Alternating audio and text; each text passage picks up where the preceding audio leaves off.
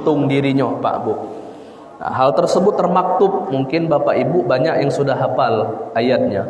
Ya, di surat Al-Hasyr itu, ya ayyuhalladzina amanu taqullah wal tanzur nafsum ma qaddamat lighad wattaqullah innallaha khabirum bima ta'malun. Allah Subhanahu wa taala menyebutkan langsung di sana, yaitu yang pertama adalah bertakwa dan beriman dan bertakwa.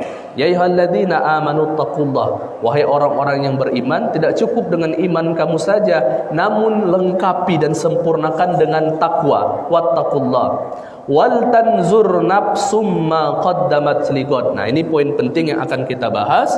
Dan lihatlah dirimu dan juga muhasabahkanlah dirimu, hitunglah dirimu, wal tanzur nafsum ma qaddamat lighad, apa yang akan kalian bawa untuk hari esok. Maksudnya di sini ulama tafsir menjelaskan yang kamu bawa untuk hari esok ini adalah ketika kita menuju ke kehidupan selanjutnya.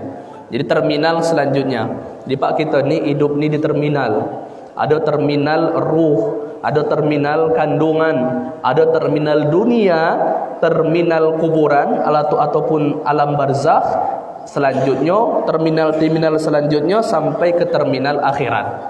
Nah, jadi kata Allah Subhanahu wa taala, wahai orang yang beriman, sempurnakan takwa kalian, yaitu dengan cara muhasabah ataupun introspeksi diri kalian. Wattaqullah, dan bertakwalah terus kepada Allah Subhanahu wa taala. Innallaha khabirum bima ta'malun, sungguhnya Allah Maha mengetahui terhadap apa yang telah kalian dan akan kalian lakukan. Jadi di sini Pak, ketika kita berbicara tentang muhasabah ataupun introspeksi diri, kita bermuhasabah, berintrospeksi diri sesuai dengan apa yang diajarkan oleh agama kita, yaitu Islam.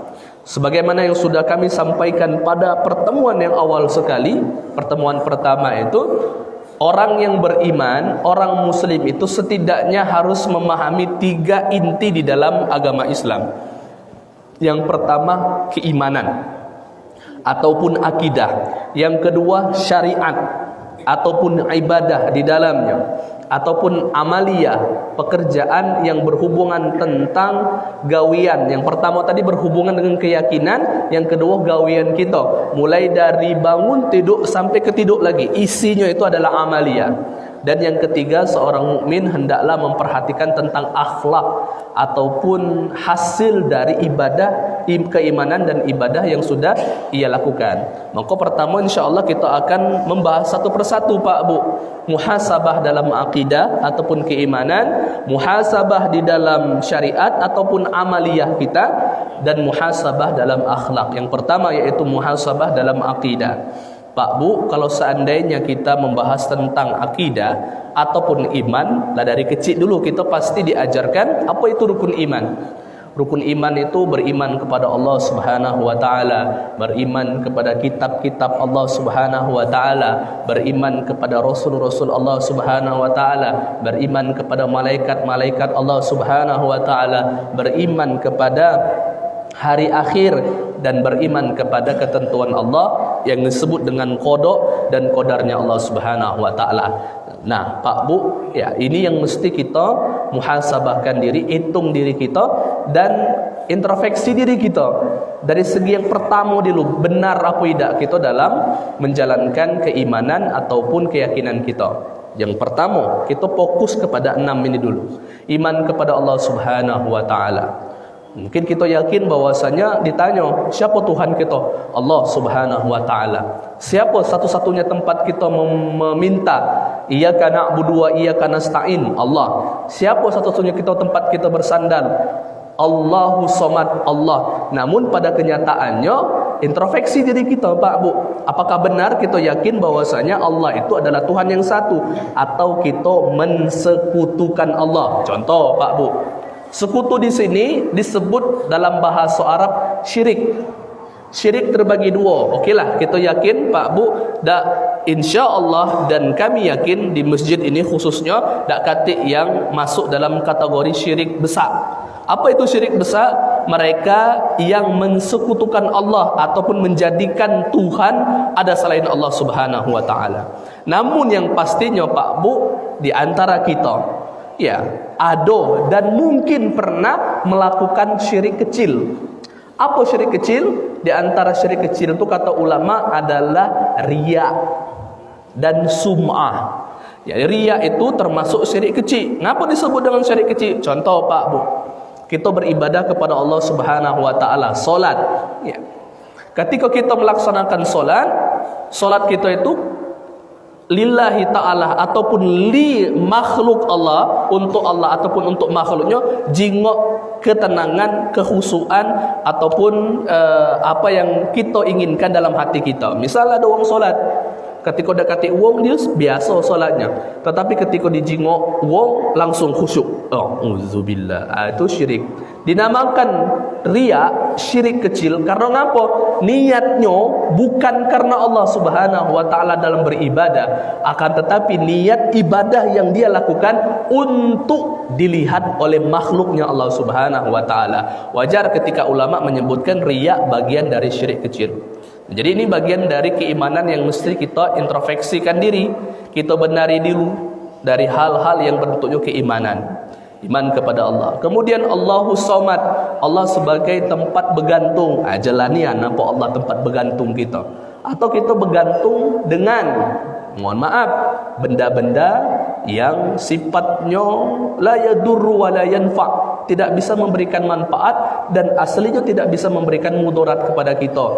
Setiap malam Jumat nyuci keris dikasih lemon. Supaya apa? Supaya diberikan rezeki lancar, jauh dari segala macam mara bahaya. Ini masuk dalam kategori keimanan kepada Allah Subhanahu wa taala yang wajib kita introspeksikan diri. Nyimpan jimat ya di dalam dompet supaya apa? Kebal atau jauh dari segala hal yang membuat kita mara bahaya. Ini juga termasuk dari kerusakan ataupun lemahnya dalam keimanan kita. Dan masih banyak lagi hal-hal yang berhubungan dengan keimanan kepada Allah Subhanahu wa taala yang wajib kita benahi dan juga kita hitung di dalam diri kita. Contoh yang kedua lagi, iman kepada para malaikat. Ada usah banyak-banyak. Iman kepada 10 malaikat tu dah usah jauh-jauh Pak. Sikok be iman kepada malaikat Israel. Malaikat yang sering bertemu dengan kita, tetapi kita tidak sadar bahwasanya dalam sebuah hadis, tapi hadis ini masuk ke dalam kategori hadis yang lemah, menjelaskan satu hari itu malaikat Israel, tamu kita pencabut nyawa itu Pak, bertemu dengan kita 70 kali, berusaha untuk mencabut nyawa kita. Bahkan na'udzubillah Pak, orang-orang yang hobi bermaksiat itu hobi didatangi, kemudian meminta izin dengan Allah Subhanahu wa taala, ya Allah, wong yang bermaksiat ku cabut kata Allah, oke, tunggu, ada waktunya. Ya. Dan waktu tersebut fa idza jaa ajaluhum la yastakhiruna sa'a wa la yastaqdimun, enggak pacak dimajukan, enggak pacak dimundurkan. Nah, Pak, kita yakin malaikat Israel itu ada. Tetapi apakah kita benar meyakini dan mengimani bahwasanya memang malaikat Israel itu bentuknya berada di sisi kita selalu, sehingga membuat diri kita untuk selalu mempersiapkan dengan kebaikan, mempersiapkan dengan ibadah-ibadah, mempersiapkan dengan menjauhi semua larangan dan dosa tersebut. Ya, aman kita terapkan, maka insya Allah akan tertanam dalam diri kita, ya Allah, aku takut. Ya, ketika Israel bertemu ataupun Israel mencabut nyawa kami dalam keadaan su'ul khatimah, na'udzubillah. Maka oleh karena itu kita mempersiapkan diri kita dan juga selalu menanamkan dalam diri kita keimanan serta dengan amalan-amalan yang baik dan juga amalan-amalan yang soleh. Itu baru keimanan yang kedua, Pak. Iman kepada malaikat, belum malaikat yang lain. Contoh Pak, dalam sebuah hadis ada yang namanya malaikat rahmat. Malaikat rahmat itu malaikat yang memberikan kebaikan, memberikan ketenangan, memberikan rizki kepada seorang muslim. Dan malaikat ini tidak akan masuk ke rumah seseorang muslim khususnya yang di dalamnya ada patung dan juga anjing. Nah, apakah kita benar-benar yakin bahwasanya malaikat rahmat itu akan masuk ke rumah kita sehingga kita takut Pak untuk menaruh patung-patung di dalam rumah kita ataupun ngingun anjing di rumah kita. Nah, hal tersebut termasuk bagian dari keimanan kita dan kepercayaan kita. Dan masih banyak lain lagi Pak berhubungan keimanan. Mungkin kami bisa ambil contoh juga iman kepada hari akhir. Ini salah satu bentuk dari keimanan yang wajib kita introspeksikan di dalam diri kita. Iman kepada hari akhir itu Pak, Bu, ketika mulai dari kita bertemu dengan Israel tadi, dicabut nyawa kita, nah mulai itu sudah masuk ke dalam login, bahasanya itu ke dalam dunia baru ataupun terminal baru. Maka pada waktu itu tak kata lagi in qata'a amalu bani Adam, terputus amalan kita di dunia ini kecuali apa yang sudah kita lakukan dari sedekah yang kita berikan ataupun wakaf yang kita berikan. Kemudian amal dari segi ilmu agama yang kita ajarkan serta anak soleh yang kita tinggalkan dan mendoakan kita. Itu yang hanya berjalan ketika sudah kematian. Maka oleh karena itu Pak Bu, untuk hari akhir ini salah satu amaliyah yang wajib kita tingkatkan untuk diintrospeksi dirikan. Bahwasanya contoh Rasul itu hobi dan menyunahkan kita untuk sering-sering ziarah kubur, mengingat kematian, mengingat bahwasanya dunia ini sementara karena ada dunia ataupun ada alam yang lain yang itu lebih panjang daripada kehidupan kita di dunia ini. Nah, itu diantara salah satu introspeksi di dalam keimanan Pak. Nah, di luar dari keimanan hal-hal yang gaib juga. Ciri orang yang bertakwa itu dalam surat Al-Baqarah awal itu alladzina yu'minuna bil ghaib ya wa yuqimunas shalah, orang yang mengimani hal-hal yang gaib. Ketika berbicara tentang hal-hal yang gaib Pak, maka hal-hal yang kita tak tahu ke depan dan hal-hal yang tak nampak oleh kita, kematian, ruh, dan hal-hal yang sifatnya berhubungan dengan mustakbal ataupun yang akan datang. Itu juga masuk dalam kategori yang mesti kita imani dan introspeksikan dari segi keyakinan. Itu yang pertama. Kemudian yang kedua, muhasabah ataupun introspeksi diri dari segi syariat. Nah, ini juga paling penting Pak. Ini yang sering kita lakukan. Banyak orang fokus kedua ini Pak. Syariat, ibadat, amaliyah. Apa maksudnya syariat, ibadah, amaliyat yang kita lakukan Pak, mulai dari bangun tidur sampai ke tidur lagi. Isinya itu dalam ruang lingkup yang disebut dengan syariat. Dan ini mesti kita introspeksikan juga dan harus kita introspeksikan. Tak usah jauh-jauh Pak, 5 ikut dulu ataupun 4 ikut dulu. Syahadat, solat, zakat, puasa dengan haji. Solat yang paling penting Pak. Apakah benar solat yang kita lakukan selama ini adalah solat yang Allah Subhanahu wa ta'ala terima, sehingga kita kaget di akhirat bertemu Allah dengan solat tersebut dan kita bangga dengan amalan solat tersebut? Atau solat tersebut rupanya hanya rutinitas? Solat tak? Solat 5 waktu. Benar apa tidak? Tak tahu. Intinya aku solat, diterima tak diterima urusan Allah. Bukan saja itu, Allah Subhanahu wa ta'ala akan menerima amal seorang hamba apabila amal tersebut sudah di-ACC, bahasa kita itu oleh Rasul. Jelalah amal tersebut bentuk dari di-ACC, terpenuhi rukun dalam sebuah ibadah. Contoh, solat tak kau? Solat aku. Baca Al-Fatihah tak? Tidak baca Al-Fatihah. Ya. Tak diterima solatnya. Bukan urusan kau, dah terima, itu urusan Allah. Tidak, Rasul belum ngasih. La solata liman lam yaqra bi Fatihatil kitab.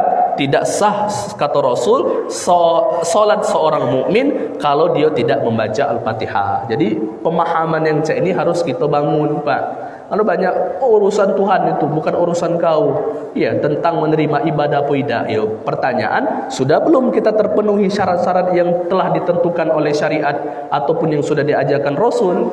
Solat. Di antara contoh Pak solat yang sering kami tegaskan Pak. Tak usah jauh-jauh, tak usah banyak-banyak. Solat B dulu. Pertama, rukun niat. Solat itu rukunnya ada 13 Pak. Mayoritas ulama sepakat 13-14. Kecuali mazhab Hanafi itu 6 atau 7 dalam rukun solat tersebut. Contoh Pak, niat. Apakah benar niat yang kita lakukan selama ini tertancap di dalam hati kita dan terucap di dalam lisan kita, atau hanya datang masuk Allahu Akbar selesai?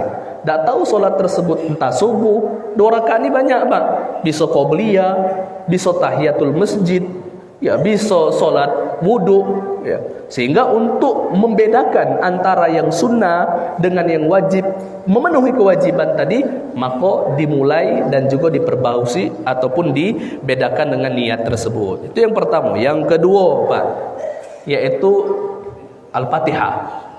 Fatihah ini salah satu yang sangat urgen. 5 hal yang kalau baca jangan sampai salah. Al-Fatihah. Kemudian yang pertama adalah takbiratul ihram, kedua Al-Fatihah, yang ketiga at-tahiyyat. Tahiyat akhir, yang awal itu sunnah, tahiyat akhir itu rukun. Pembacaan salawat di dalam tahiyat itu, dan yang terakhir adalah salam. 5 hal ini harus diucapkan, harus dilapaskan. Ketika menyebutkan takbir Allahu Akbar, harus benar kapnya, jangan pakai kop. Allahu Akbar. Ketika kap berubah menjadi kop, berubah makna, dan ini rukun, tak sah solatnya. Al-Fatihah juga, iyyaka na'budu wa iyyaka nasta'in, tanpa ditasydid. Iyyaka na'budu wa iyyaka nasta'in, atau salah dalam arti ataupun makharijul huruf. Ya, alhamdulillahi rabbil alamin, bukan alamin. Maka berubah makna. Ketika berubah makna, maka tidak dianggap membaca Al-Fatihah, tidak sah. Kemudian at-tahiyat, ini sering Pak, harus introspeksi diri kita, harus belajar, harus kita benari. Apakah tahiyat ini memang tahiyat yang sesuai dengan syariat, atau tahiyat yang kita pelajari di SD dulu?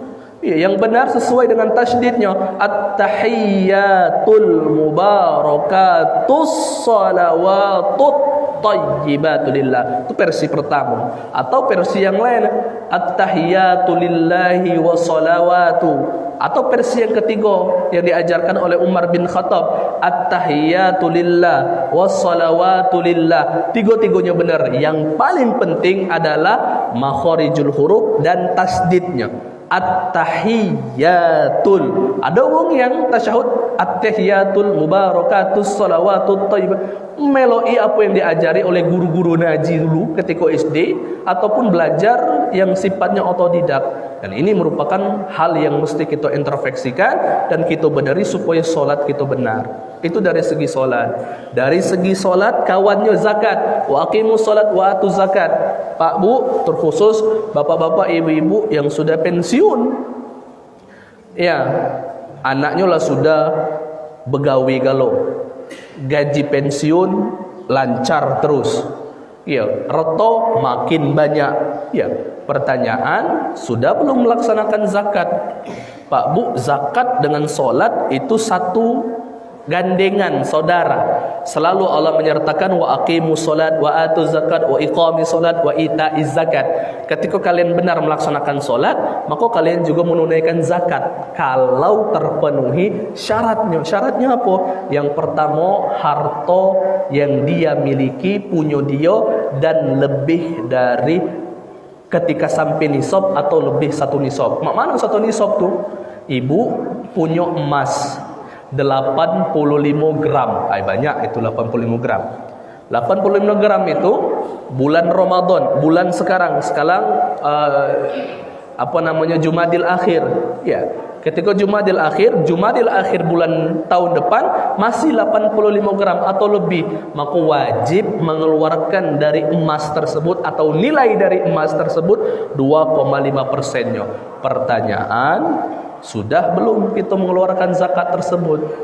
Itulah tadi ngapo solat, tapi rezeki ini bentuknya tidak lancar ataupun masih ada tersendat dari hal permasalahan rezeki. Mungkin zakatnya yang belum dibayarkan. Bapak ibu punya tanah, mobil lebih dari 2, mobil sikok yang dipakai 4 yang disimpan, tanah rumah sikok yang dipakai 10 hektar yang disimpan. Itu semuanya harus dihitung, dinilaikan, dikeluarkan zakatnya. Itu juga mesti kita introspeksikan diri kita. Kemudian haji dan juga puasa, dan juga amalan-amalan wajib yang lainnya yang mesti kita introspeksikan. Itu yang kedua. Yang terakhir, akhlak. Apa itu akhlak? Yaitu hasil dari keimanan dan juga syariat yang kita jalankan. Pak, kita percaya dengan Allah Subhanahu wa taala. Kita juga percaya bahwasanya Allah memerintahkan kita untuk salat. Maka kata Allah, "Innas salata tanha 'anil fahsya'i wal munkar." Ketika kita percaya dengan Allah, ketika kita sudah melaksanakan salat, hasil akhlaknya ada apa? Salat itu mencegah dari perbuatan keji dan juga mungkar. Pertanyaan, masihkah kita melaksanakan perbuatan keji? Masihkah kita melaksanakan perbuatan mungkar? Masihkah kita melaksanakan perbuatan yang haram? Berarti bertentangan dengan apa yang Allah ucapkan. Berarti ada hal yang salah dari keimanan ataupun dari segi syariat yang kita pelajari tadi. Contoh zakat. Pak, di antara hikmah zakat, khudz min amwalihim shadaqatan tutahhiruhum wa tuzakkihim biha. Kata Allah, ketika seorang melaksanakan zakat, maka tutahhiruhum, akan mensucikan diri mereka itu yang melaksanakan menunaikan zakat, wa tuzakkihim biha, dan juga membersihkan harta mereka. Sehingga berkah, Pak. Harta sedikit, penyakit dak kati, duit itu bentuknya pacak bersedekah, sering haji, sering umroh, itu namanya berkah. Pertanyaan, ada tak keberkahan dan Allah tambah ke dari harta kita? Atau gaji, mohon maaf, puluhan, ratusan juta, cuman hilang, habis, tak tahu bekas, bahkan ngutang dan sebagainya. Itu dari makna dari zakat. Haji, ya ini haji, Pak. Haji apa lagi? Haji itu salah satu ibadah yang menggabungkan antara ibadah fisik dan juga ibadah yang bentuknya qauliyah dan fi'liyah, perkataan dan perbuatan. Hasil dari akhlak dari sebuah ibadah haji tersebut, al-hajju ashhurum ma'lumat, faman farada fihinna al-hajja fala rafasa wala fusuq wala jidala fil hajj. Kata Allah, tak usah nak setelah haji. Ketika haji kata Allah, ketika seorang sudah diwajibkan baginya haji, mulai nak melaksanakan haji, maka orang tersebut pala rofas, tak boleh melakukan hal-hal yang sifatnya tak kati manfaat atau bahkan diharamkan. Wala fusuq, jangan melakukan hal-hal yang hina, hal-hal yang buruk. Wala jidal, tak boleh dan tak ada yang namanya istilahnya nyakiti hati wong, membuat sakit hati wong.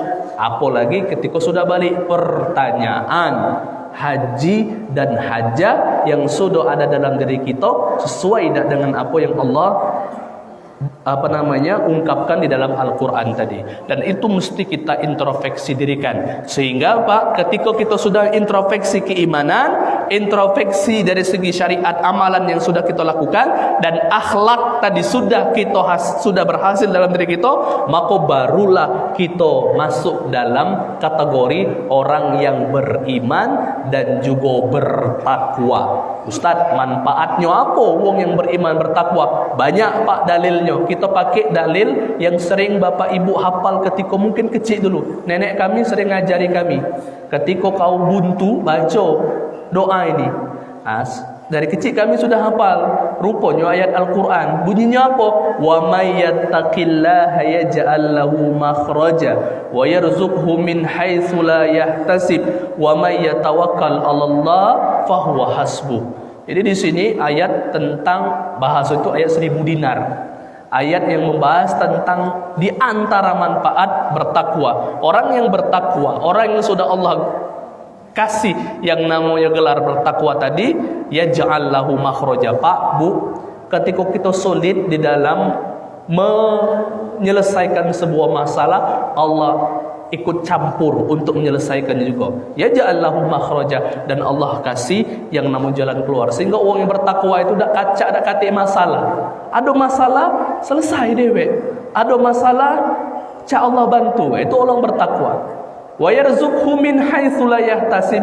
Orang yang bertakwa itu tak mikir lagi yang namanya rezeki. Allah kasih pucuk, bawah, depan, belakang, samping kanan, samping kiri. Min ghairi la yahtasib. Tanpa arah yang tidak, ataupun dari segi arah yang tidak kita duga. Itu Allah janjikan di dalam Al-Quran. Wa may yatawakkal 'alallah fahuwa hasbu. Ketika permasalahan ndak pacak dia selesaikan, dia serahkan kepada Allah, bertawakal kepada Allah, maka Allah yang akan ngolah masalah tersebut menjadi manfaat bagi dia. Itu diantara nikmat orang yang bertakwa dan beriman dan bertakwa. Itu di dunia, Pak Bu. Di akhirat jelas. Sering kita baca surat wasari'u ila magfiratin mir rabbikum wa jannatin arduhas samawati wal ard uiddat lil muttaqin. Orang muttaqin itu sudah disiapkan oleh Allah, Pak Bu. Jannat, surga-surga. Ya. Arduhas samawat, yang luasnya lebih luas daripada bumi dan langit-langit Allah Subhanahu wa taala. Ai lebay Allah. Amun percaya dengan Allah, maka harus diimani. Dan itulah karena kita berbicara tentang masalah dunia ini kecil. Bahkan kata Rasul, Allah itu melihat dunia ini, Pak Bu, lebih hina daripada sebelah sayap nyamuk. Apalah manfaat, apalah kelebihan sayap nyamuk. Sebelahnya kata Allah itu lebih hina. Dunia lebih hina dari sebelah sayap nyamuk. Jadi wajar ketika seorang mutakin tadi diberikan nikmat surga yang lebih luas daripada langit dan bumi, merupakan sebuah hal yang tidak mustahil bagi Allah untuk diberikan kepada hamba yang bertakwa tersebut. Bapak-bapak, ibu-ibu yang dirahmati Allah Subhanahu wa taala, oleh karena itu muhasabah, introspeksi diri kita dari segi keimanan, dari segi ibadah kita, dari segi akhlak kita, sehingga kita benar-benar menjadi orang yang bertakwa, sa'adah hasanah fid dunya wa sa'adah dan hasanah baik dan bahagia juga di akhirat. Bapak-bapak, ibu-ibu yang dirahmati Allah Subhanahu wa taala, walaupun ada yang pengen ditanyakan, ahlan wa sahlan Pak Bu, kalau ada. Jangan jauh gini tapi yang ditanyakan. Ya.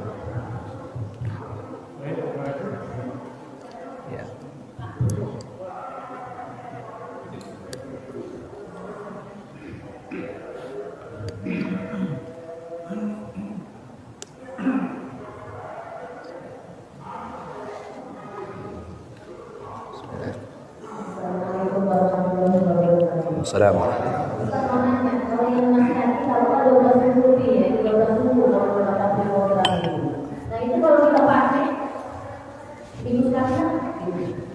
Apa jiku Pak? Masalah zakat kan?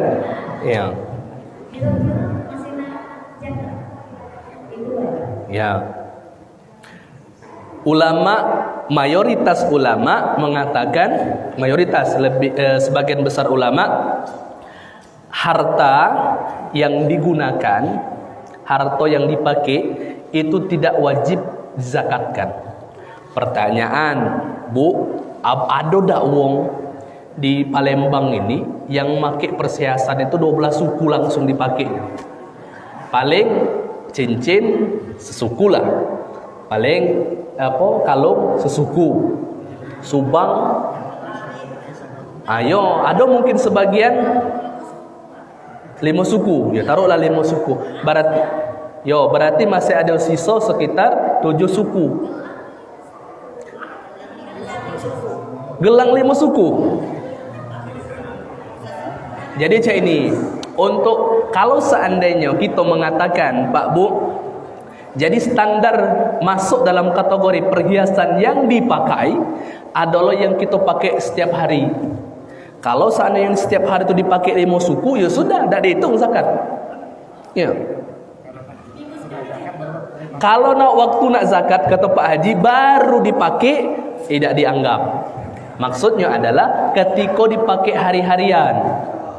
Setiap hari dia pakai subang berapa gram. Setiap hari dia pakai kalung berapa gram. Setiap hari dia pakai cincin berapa gram. Yang itu sudah dipakai, sisa yang disimpan, itulah yang dihitung yang harus dizakatkan. Dan nominal ataupun beratnya adalah 85 gram lebih. Dan syaratnya adalah harus haulani, haul qamariyah, 1 tahun perputaran. Contoh, dia pada waktu bulan sekarang, ibaratnya mudah mengingatnya bulan Ramadan sekarang. Bulan Ramadan ini dia punya emas banyak, 100 suku lah, 100 suku, 100 gram lah. Kemudian ketika sebelum Ramadan buntu, hilang, ataupun ada keperluan yang lain sehingga menyebabkan dia kurang dari 85 gram emas tersebut, maka tidak diwajibkan baginya untuk membayar zakat. Karena apa? Syarat di antara syarat kewajiban zakat tersebut tidak terpenuhi. Jadi Pak Bu, yang dipakai ibu sekarang itu tidak dihitung zakat, karena perhiasan mayoritas ulama mengatakan itu tidak wajib untuk dizakatkan. Namun yang disimpan ataupun yang dipinjam wong, agak kita bermakar dengan Allah. Banyak gelangku, banyak kalungku, banyak cincinku, ratusan gram kupinjamkan dengan anakku, kupinjamkan dengan menantuku, kupinjamkan dengan adikku, semua katik lagi ya Allah dengan aku mas, maka aku tidak wajib zakat. Tidak, itu dihitung. Kecuali dikasih, nak ini ambillah untuk kamu, ni yuk untuk ambillah untuk kamu, mak untuk ambillah untuk kamu. Berarti harta tersebut bukan milik kita lagi, sudah milik orang lain, maka itu tidak dihitung. Tetapi kalau dipinjami itu dihitung. Itu disebut dengan milkutam. Syarat yang pertama di dalam zakat itu adalah kepemilikan secara penuh punya kita. Atau sebaliknya, ada emas 100 gram tapi hasil ngutang, maka itu tidak dianggap zakat. Karena ngapa? Bukan harta milik dia. Jadi yang pemilik 100 gram tadi lah dipinjam, dia kena juga zakat. Yang dipinjami tadi tidak kena zakat. Yang meminjamkan dapat itu kewajiban, terkena kewajiban zakat. Itu mungkin untuk yang ibu-ibu yang nyimpan emas, untuk bapak-bapak yang nyimpan tanah, yang mobilnya sih kok yang dipakai 3 itu sebagai hiasan, memenuhi garasi. Yang tidak dipakai itu dihitung nilainya berapa. Ketika nilainya sudah dihitung mencapai 85 gram emas, dibulat ke sekitar 85 juta. Kalau seandainya harga 1 gram emas itu adalah 1 juta, maka keluarkan dari nilai yang kita miliki dari harta yang kita tersebut. Karena banyak, kata Imam Syekh Qaradawi, kalau seandainya yang dihitung itu cuma emas dan uang, maka uang banyak bermakar dengan syariat. Maksudnya bermakar dengan syariat, dijadikannya tanah, dijadikannya rumah, supaya menghindari kewajiban zakat. Maka kata ulama, tidak, itu hitung karena harta. Ya, harta yang dia miliki, maka disetarakan dengan emas dan duit yang dia miliki, supaya tidak terbebas dari yang namanya kewajiban zakat, padahal dia memiliki harta yang banyak. Karena ngapa Pak Bu? Dinamakan seorang itu mencapai nisab, ataupun dia itu dinamakan seorang itu telah diwajibkannya zakat, karena seorang muslim itu kata syariat sudah dikategorikan kaya. Pak Bu, seorang yang nyimpan emas 85 gram 1 tahun masih 85 gram atau lebih, berarti seluruh kebutuhan pokoknya terpenuhi, maka dia masuk dalam kategori orang yang kaya. Maka hak orang muslim yang lain di dalam harta dia itu harus dikeluarkan dari zakat tersebut. Ya, itu kewajiban zakat, Pak. Jadi mulai hitung apa? Tanah Bapak, mobil yang lebih itu, rumah yang lebih itu hitung. Ya, supaya bedeng hitung, Pak. Masukkan bedeng itu per tahun itu berapa, hitung. Ya. Supaya berkah, Pak, dan tidak ada, kata Allah, wa ma tunfiqu min syai'in fala yukhlifu, kata Allah, apa yang kalian infakkan, apa yang kalian berikan di jalan Allah itu fala yukhlifu, tak pernah berkurang, atau bahkan Allah tak pernah menjadikan seorang yang melaksanakan kewajiban sunnahnya sedekah, infak ataupun kewajibannya menjadi bangkrut. Itu tak pernah ceritanya, Pak. Ya, cuman bisik-bisik syaitan ada lagi habis duit, dah pacak beli beras, itu bisikan syaitan. Maka harus kita tepis hal tersebut, karena Allah dewa yang sudah mengatakan fala yukhlifu, tidak akan berkurang, atau bahkan dak kate yang namanya istilahnya bangkrut dari harta yang kita infakkan tersebut. Ya, silakan Pak.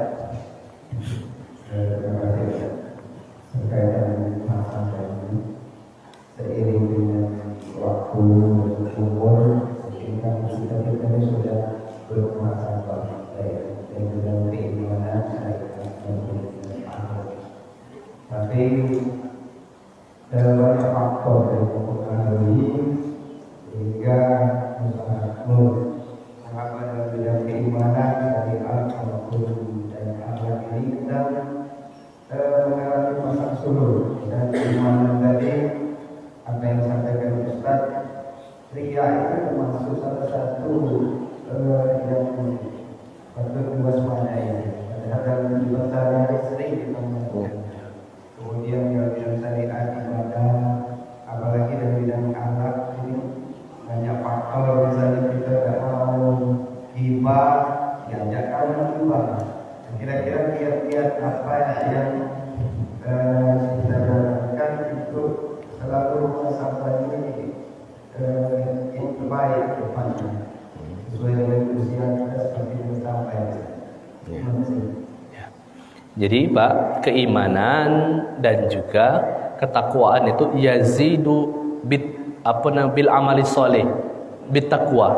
Jadi keimanan itu bertambah seiring dengan amal ibadah, amal soleh yang kita lakukan. Dan sebaliknya, maksiat itu, keburukan itu ya akan semakin meningkat. Keimanan itu akan turun ketika kita melaksanakan maksiat mulai dari yang kecil menuju maksiat yang besar. Jadi Pak Bu, kalau seandainya kita pengen ya jauh dari hal-hal yang diharamkan, contoh diantaranya hal yang paling lemak nian tapi berdosa, apa itu ghibah, ngomongin wong tuh lemak nian Pak Bu. Atau bahkan sebagai mujamalah, istilah mujamalah itu sebagai bentuk dari basa-basi kita. Nah, caknya apa kakunian obrolan ini. Agi adalah yang disentil. Ya, ibu-ibu misalnya kan obrolannya itu bentuknya kaku. Sentillah sedikit tentang gibai wong. Ibu itu tuh, ya. Lah lama kita dak jingoknya. Oh yo, lah oh yo itu mulai tumbuh yang namanya gibah-gibah dan itu nikmat. Bahkan dak tahu, bahkan sampai habis kemana cerita tersebut bakal berakhir. Nah, untuk menghindari hal tersebut, maka hindari hal yang berupa maksiat tadi. Allah Subhanahu wa taala sudah umumkan kalau seandainya ada orang yang hobi berghibah, lebih baik dihindari. Karena ngapa? Kalau kita masuk ke dalam orang yang hobi berghibah itu, ketika kita ada, kita tak bakal dighibahnya. Kita balik, kena ghibah juga kita. Maka lebih baik kita pergi dari orang yang ghibah tersebut. Ketika kita jingok wong tersebut bentuknya lah sudah ada lagi membahas tentang masalah riba, masalah ngomongin wong, sudah masuk dalam masalah keimanan atau mungkin yang lagi heboh sekarang bahas masalah Palestina, masuk kita. Nah, baru. Jadi intinya Pak Bu, dalam sebuah kiat untuk menghindari yang namanya maksiat dan meningkatkan yang namanya ketakwaan itu, hindari hal-hal yang bisa menjerumuskan dalam sebuah dosa. Bahkan itu kita kira kecil, dia akan bisa menjadi besar. Kata ulama, ada wong yang bentuknya takutnya dengan melaksanakan hal yang haram. Tapi pada hakikatnya dia melaksanakan yang kecil-kecil. Dia seolah-olah ada kata masalah. Padahal pada hakikatnya yang kecil-kecil itulah yang bisa membimbing kita untuk melaksanakan hal-hal yang sifatnya lebih besar lagi. Contoh Pak Abu, Allah itu memerintahkan bagi seseorang itu untuk menjauhi zina. Ya lazina amanu la taqrabuz zina. Allah tidak melarang zinanya, Allah melarang mendekati zina. Karena udah katik namanya istilah. Misalnya contoh Pak Bu, anak muda belaga, lanang betino belaga, bertemu. Oh belaga ni lanang ini, oh belaga ni betino ini, berzina. Dah katik. Pasti ada yang namanya tuh muqaddimatuz zina. Adalah awal-awal dari zina, yang mendekati zina. Kenalan dulu, minta nomor HP, agak main ke rumah, agak ngobrol dan sebagainya sampai menuju ke zina tersebut. Dan itu mungkin menurut sebagian pemahaman orang ada apa-apa lah, kan kita tidak berzina. Padahal itu menuju kepada hal yang zina. Begitu juga dengan amalan-amalan yang sifatnya itu haram. Contoh Pak Bu, dalam segi makanan, kita tidak makan babi, kita tidak makan makanan yang diharamkan, minuman keras. Sedikit-sedikit agak membahas kan ini makanan ini mengandung contoh ibu-ibu misalnya hobi yang membuat kue, ada bahan sebuah bahan yang dulu mungkin sering dipakai, sampai sekarang pun masih dipakai, pengharum yang rum itu, rum itu.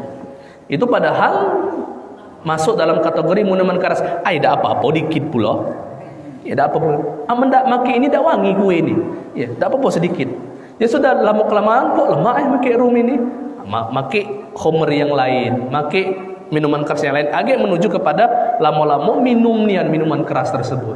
Jadi hal-hal yang sifatnya sekecil di dalam dosa itu bisa mengarahkan kepada hal-hal yang diharamkan. Maka oleh karena itu Pak, untuk selalu mendekatkan dan menjauhkan dari hal-hal yang sifatnya itu diharamkan, maka hindari dari hal-hal yang kecil-kecil dulu. Sehingga dari hal-hal yang kecil, hal yang besar tersebut akan membuat keimanan kita semakin meningkat. Jingoklah Pak Bu, kalau seandainya ibu bermaksiat, bapak bermaksiat, makin lama makin malas kita beribadah. Tetapi semakin ibu bentuknya konsisten, semakin bapak bentuknya continue di dalam melaksanakan ibadah walaupun sedikit, maka agak lama-lama merasa cak lemak itu kalau tidak melaksanakannya. Contoh, mungkin ibu bapak sering tahajud. Ketika tidak terbangun tahajud, padahal itu bukan sebuah kewajiban, tidak terbangun tahajud tadi, apalah, cak dari tidak lemak itu. Itu termasuk salah satu kenikmatan dalam sebuah keimanan. Jadi Pak, yazidu bit taqwa, iman itu bertambah dengan ketakwaan, wa yanqusu bil ma'siyat, dan dia akan menurun dengan kemaksiatan. Ya. Assalamualaikum warahmatullahi wabarakatuh. Waalaikumsalam warahmatullahi wabarakatuh. Saya mau tanya Pak Ustaz masalah haji. Haji. Kita ini naik haji, tapi kita untuk melakukannya uangnya kita pinjam dari bank. Nah yang saya ingin tanyakan itu sah atau bagaimana? Ya. Makasih Pak Ustaz. Ya. Assalamualaikum warahmatullahi wabarakatuh. Assalamualaikum warahmatullahi wabarakatuh. Ketika ditanya sah atau tidak, sah insyaallah. Ya, ketika ditanya sah atau tidaknya, sah. Cuman abdol apa tidaknya kurang abdol. Ketika ditanya sah, sah. Tetapi ketika ditanya abdol, baik atau tidak, kurang abdol. Tapi dah tahu, dah pacak Pak, kami sekarang itu amanah haji dulu, duit kami nak didiamkan dulu 25 juta. Ya, secara syariat Allah Subhanahu wa taala dan Rasul ajarkan walillahi 'alan nasi hijjul baiti man istata'a ilaihi sabila. Allah mewajibkan kita untuk melaksanakan haji bagi mereka yang mampu. Ya. Istata'a, mampu. Kalau saja kita ngutang, itu berarti tanda kita kurang mampu. Ya. Oleh karena itu, boleh tak kami melaksanakan sah tak? Tetap sah. Ya. Tetapi kurang abdol di dalam pelaksanaan hajinya. Jadi cak mana kami? Yang kita inginkan dari haji itu apa? Yang kita inginkan pahalanya. Banyak, Allah ngasih solusi Pak Bu. Pahala-pahala yang setara dengan haji dan umroh. Apa? Setelah subuh ini kita dengarkan ceramah ini, solat 2 rakaat. Maka sebelum kita balik, Allah berikan pahala haji dan umroh. Pergi ke masjid, ya, sebelum azan berkumandang, di antara waktu kita nunggu azan tersebut sampai imam mendirikan solatnya, memimpin kita solat, kita menunggu zikir kepada Allah seperti ibadah haji dan umrah. Berbuat baik kepada orang tua, baik tersebut bahkan lebih baik daripada kita berbuat baik pada diri kita, seperti haji dan umrah. Maka itu pahalanya sudah banyak. Aida Ustaz, kami nak dapat pahala haji dan umrah plus kami nak nyingok Ka'bah, umrah bisa. Nah, atau umrah di bulan Ramadan. Umrah di bulan Ramadan pahalanya seperti haji dan umrah. Jadi ketika ditanya apakah kami ketika menggunakan ngutang ataupun lewat pinjaman bank dan sebagainya, apakah masuk dalam kategori yang disahkan dalam ibadah? Sah ibadahnya, cuman kurang abdol. Yang kami titikkan itu bukan haji karena minjam. Yang menjadi permasalahan minjam duit di banknya itu. Yang itu menjadi kontroversi, ya, dalam pembahasan ilmu fikih, dan itu tidak kami bahas Pak. Ya, karena ngapo? Age jadi kepikiran. Masih 5 tahun lagi aku ni mana? Ya, jadi tidak usah dipikirkan, selesaikan dan bertaubat kepada Allah Subhanahu wa taala setelah itu. Ya. Silakan Pak Bu, ada lagi? Ya, silakan Pak. salah satu ajaran Nabi itu kan menyerah bos. Kalau kita melihat kemungkaran hal yang tidak baik, kita kan ada kewajiban menegur dengan tangan, dengan perkataan, atau dengan doa. Satu sisi kalau kita menegur itu takut-takut nanti termasuk mengurusi gawe wong. Nah, ngurusi gawe aja satuan. Nah, sedangkan tadi dikatakan bahwa kalau kita orang yang sudah melaksanakan syariat, itu ada implementasinya, wujudnya adalah akhlak. Sholatnya ada di akhlak, adalah sholat itu. Tapi ketika kita melihat orang itu, menurut kita, kayaknya benar ya. Tidak connect antara ibadahnya dengan akhlak sadari. Masih ngumpet ibu. Gimana sikap kita? Counter back kita balik, atau kita diam kan, atau kita cerita ke dengan kawan. Nah, ini dosa kan? Apa semakan lele? Makanan itu jadi. Ini yang diremati itu. Bagaimana sikap kita ketika kita mendapati orang lain selain kita itu tidak connect antara muasabah syariahnya dengan akhlaknya. Terima kasih. Pak Bu, kami mungkin cerita sekitar 2 menit menceritakan tentang Bani Israel. Mas sekarang kan sibuk masalah Palestina. Jadi kita ini sedikit melenceng sedikit ke Bani Israel. Jadi Bapak Ibu ambil kesimpulan dewe. Jadi ada di dalam ayat Al-Quran bahwasanya Bani Israel itu yang tidak taat kepada Allah. Setelah zaman Nabi Musa dulu, Allah jadikan kero dan juga babi. Itu dalam surat di dalam Al-Baqarah awal juga ada itu. Yakunu qiradatan khasiin. Jadilah bangsa kera yang hina. Itu adalah Bani Israel yang tidak taat kepada para nabinya. Suatu ketika, Pak Bu, mungkin Bapak Ibu pernah dengar ini ditafsir, menafsirkan ayat yang berbicara tentang Bani Israel yang Allah jadikan babi dan juga Allah jadikan namanya khinzir, babi dan juga kero. Jadi Pak Bu, ketika Allah mewajibkan Bani Israel ini untuk jangan memancing ataupun jangan ngambil ikan ketika hari Sabat, hari Sabtu, hari mereka nih ya. Jadi ketika sudah diperintahkan untuk jangan mengambil ikan pada hari Sabat, mereka taat pertama sekali Pak, taat. Ketika mereka taat, dijingoknya mancing hari Senin tidak dapat ikan, Selasa tidak dapat ikan, Jumat tidak dapat ikan, Sabtu yang dilarang banyak ikan, hari Minggu udah kate lagi, pening pala mereka. Tapi kecerdasan Bani Israel itu Pak, mana caranya supaya kami dapat ikan? Pasangnya jalo, pasangnya umpan hari Jumat, Sabtu dibiarkannya, Minggu diambilnya, sehingga ikan tersebut banyak dapat. Dan mereka bentuknya, ya Allah, katanya, kami tidak menangkap ikan hari Sabtu, kami memasang umpan hari Jumat dan kami mengambil ikannya hari Minggu. Terjadi 3 kelompok Pak dari Bani Israel ini. Ada yang bentuknya terbiasa, nah lama kelamaan, Aisyahnya tidak apa-apa, tidak marah Allah. Hari Sabtu, beberapa hari, beberapa minggu, beberapa bulan, dicobakannya hari Sabtu itu bentuknya ngambil ikannya, diambilnya ikan hari Sabtu. Tidak hati, caknya Allah ada azab. Ya, caknya biarkan Allah lah. Terjadi 3 kelompok. Kelompok pertama yang dia bentuknya menasehati, katanya berhentilah, gak kena azab kita. Yang kedua bentuknya, tidak usah ngurusi gawe wong, biarlah itu urusan dia. Penting kita tidak ngambil ikan hari Sabtu.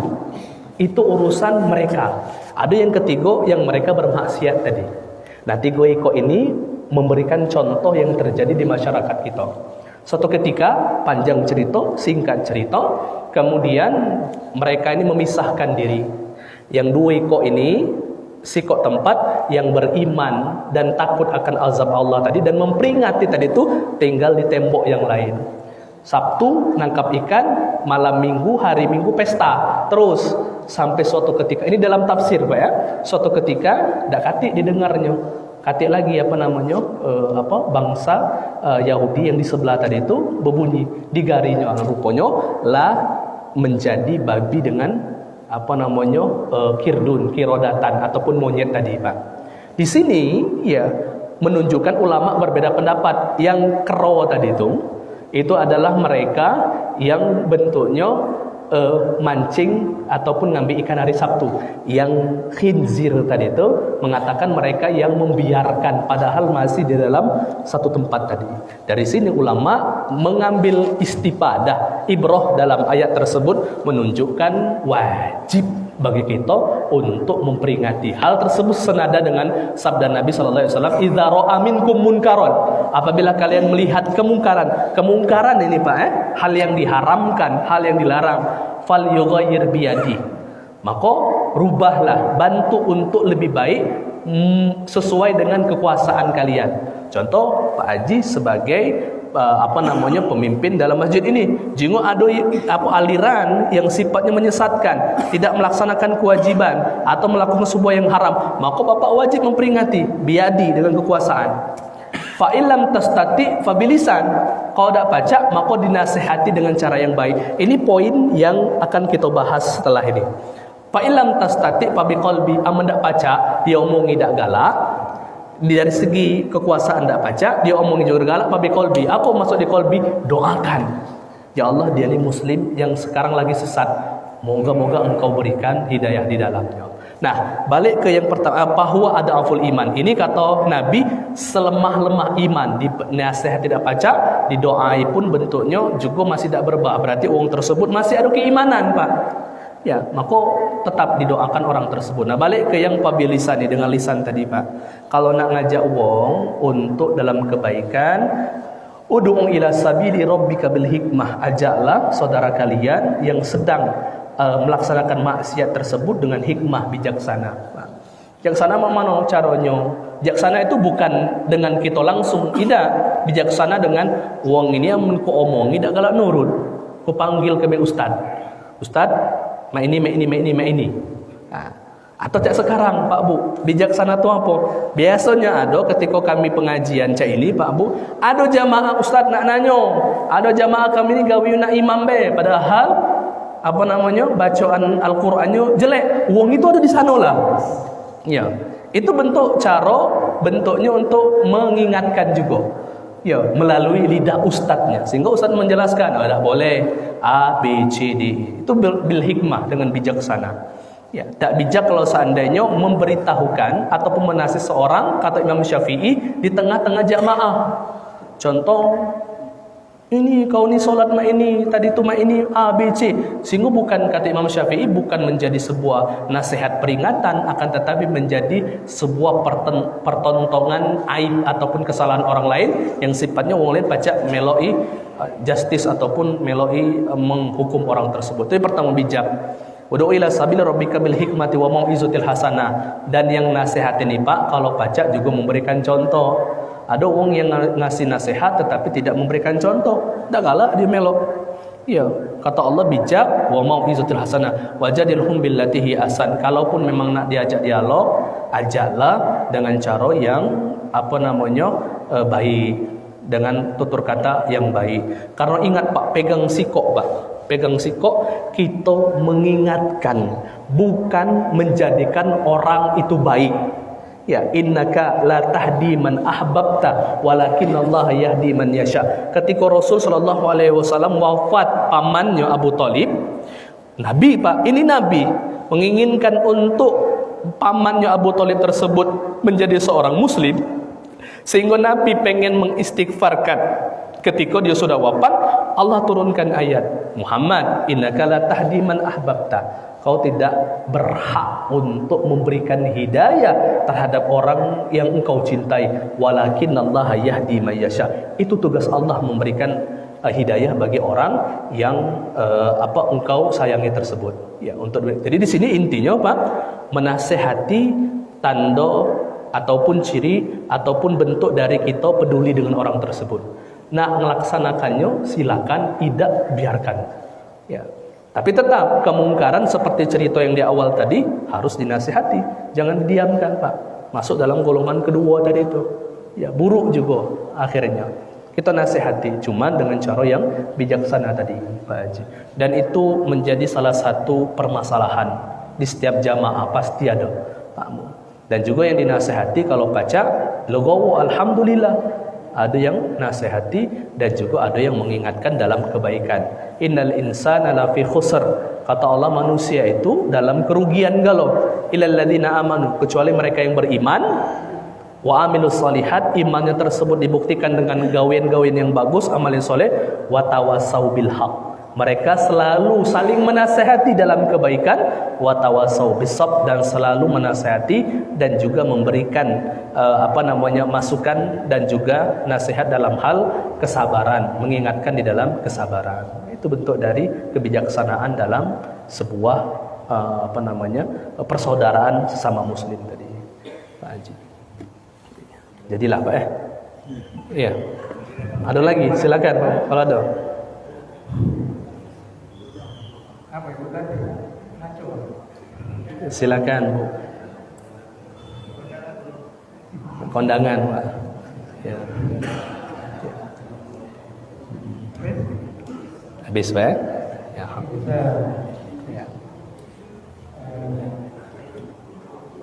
Ya. Kami sebelum kita tutup, Bapak-bapak, Ibu-ibu, supaya apa yang sama-sama kita pelajari hari ini, apa ilmu yang kita dapatkan hari ini, kita berdoa semoga Allah berikan keberkahan, kebaikan yang tertanam di dalam diri kita. Allah berikan manfaat di dalam kehidupan kita di dunia, dan juga Allah berikan manfaat di dalam kehidupan kita di akhirat kelak. Amin ya rabbal alamin. Na'udzubillahi minasyaitonir rajim. Bismillahirrahmanirrahim. Alhamdulillahirabbil alamin. Assalatu wassalamu ala asyrafil anbiya'i wal mursalin sayyidina wa maulana Muhammadin wa ala alihi wa sahbihi ajma'in.